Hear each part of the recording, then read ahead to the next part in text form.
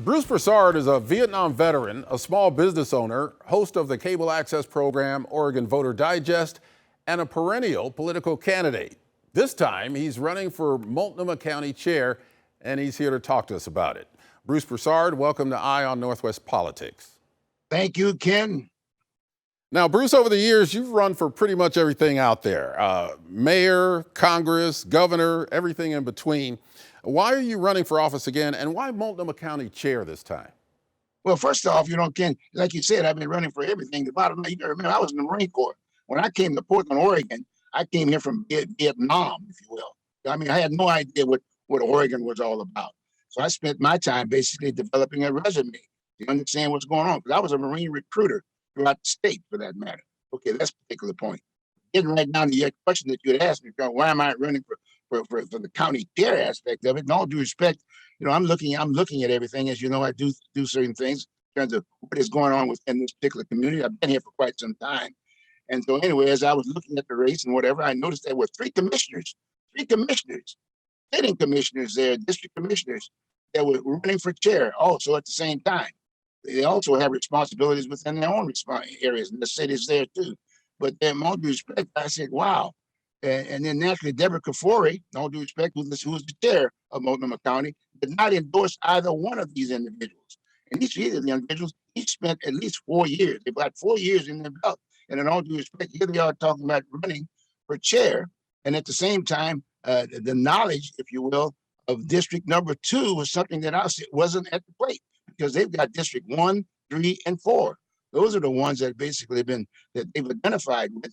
And so they had no idea what's going on in district number 2. As you know, I ran for district number 2 before in the past. So I've got about 9 years experience just understanding what district number 2 is all about, which, by the way, incorporates Portland, Oregon, where all the action is, if you will, where all the problems that the people are talking about today, the homelessness, the crime, all these other things and the other. So at the end of the day, there I was sitting at elections, and I noticed that I looked at the list and they were still on, and I said, hey, no, there's nowhere in the world. We got a problem here in this state. I live in this state. I got a family in this state, and I've got some concerns. My family has concerns. So consequently, I put my name down there again, and right up front, there it goes. And I'm ready. I'm prepared. I'm ready. Well, I've known you a long time, and I've never seen you without your Vietnam veterans cap. You spent a decade in the Marine Corps. You were a military recruiter, as you mentioned. How has your military experience influenced your involvement in politics? Well, as you can see, just get it right down to this particular race. I was a recruiter. I was in the Marine Corps. And as you know, when you start thinking about law enforcement and peace officers, the police department are basically paramilitary. I'm a recruiter. So that would be one asset that when I sit in that chair, I'm going to personally get involved in the recruiting aspect. I'm going to get those 200 or 300 officers that Portland needs, district number 2. And that's just district number 2 for the Portland public. That's that situation. I'm a recruiter. I know what I'm talking about. Now, most everyone agrees that the biggest issue facing Multnomah County right now is the homeless crisis. The latest stats that just came out show that there are at least 5,000 people on the streets in Multnomah County. What would you do about that if you were elected county chair? Straight up, let me give you something exciting. If we were able to get all of the homeless off the streets today, right off the bat, just picking them all up, 50% of the issues that we're talking to today would be addressed. 50%.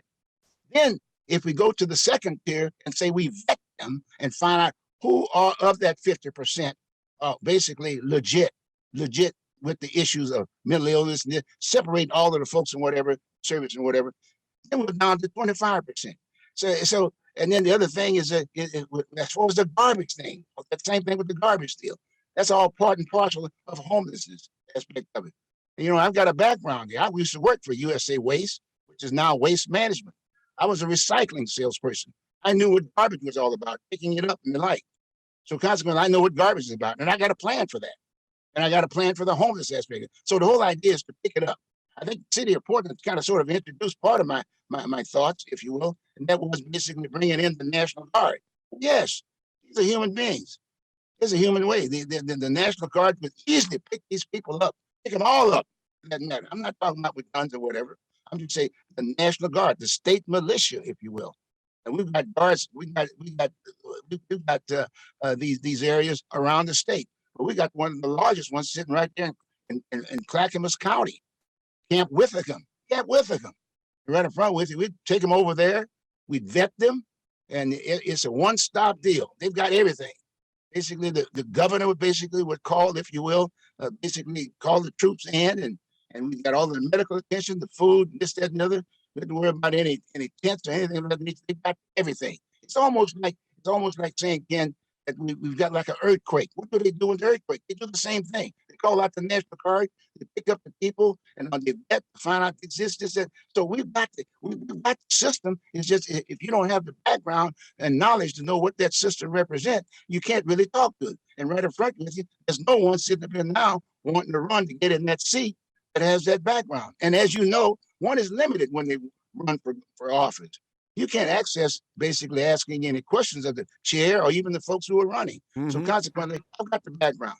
Do the job. I wanted to interrupt you there because I want to get to, you've been around for a long time, as we mentioned.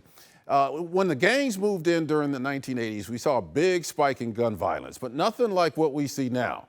Why do you think this is happening? And what's your thoughts about how we can get a handle on it? Well, straight up with you. You're right. During that particular time, I had put together already. I had established the first recruiting office in the Portland area on Martin Luther King, if you will. Martin Luther King, right there over there by the Burger Barn, for that matter, where those murals are in that aspect of it. And right up front with it, I was there actually recruiting the JDHs of the world, and sometimes those individuals that were marginal. But we had but my point is I was a recruiter. And I was right there at the front of the deal, basically dealing with those spread up front with those young gang members, if you will, as opposed to they're going and getting into the criminal justice system. I was basically bringing them in the Marine Corps, which I did successfully. So consequently, I was there with the people. So I think today we're basically having the same thing. As you know, we don't have a draft system anymore. And so consequently, we don't have that access. But bottom line, I still have a contact. So I think it's some young folks, whatever. And then we've got the whole issue with the guns and whatever. And as you know, the NRA was very key to this whole issue. In fact, I'm in the process right now of trying to get the NRA to come over here in our area and do something like basically picking up those ghost guns, for that matter. Picking up those ghost guns so they can get rid of that stuff and be more responsible. Because in all due respect, they were pretty well responsible for getting all these guns that we have right now sitting on the street. I haven't been a national member. I'm a lifetime member of the NRA. That was one of the things I got when I got out of the Marine Corps aspect of it.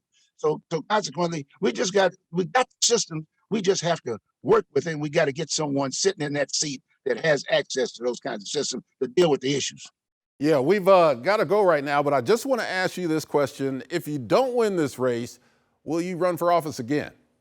There's no such thing. Don't win this race. I already won this race. When I filed to run for office, I won the race. And I've got from now until, let's say, the 17th of May, okay? And then I've got from from May, if you will, to November, because in all due respect, we've got 6 people running. Naturally, we got 7 people running for county chair right now. We got 6 people that are filed, and then we got Deborah Kafori. He won't be out there till January 1. So we need to go on and jump on this thing right now. And I'm ready to work on the issues right now today. We've got to do something right now. Bruce Broussard, thank you for joining me on Eye on Northwest Politics. Thank you, Ken. Appreciate it.